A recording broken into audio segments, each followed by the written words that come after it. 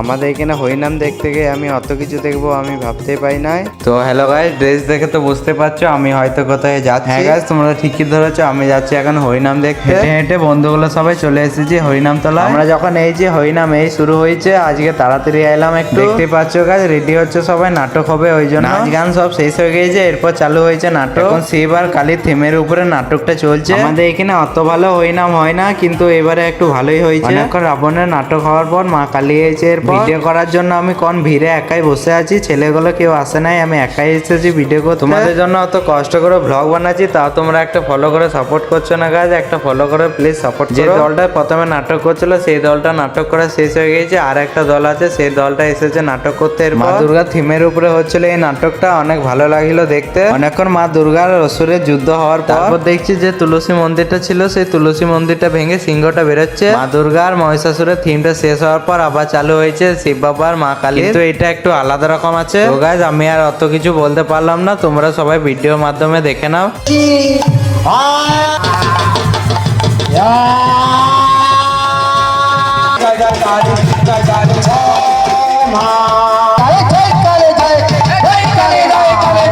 দেখতে পেলে গাইস, মা কালী আর অসুরের যুদ্ধ হওয়ার পর গোল করে আগুনটা ঘিরে মা কালী আর মা কালী চিরাগুলো সবাই নাচানাচি করছে। তারপর আবার চালু হয়ে গেছে অসুরের আর মা কালীর যুদ্ধ।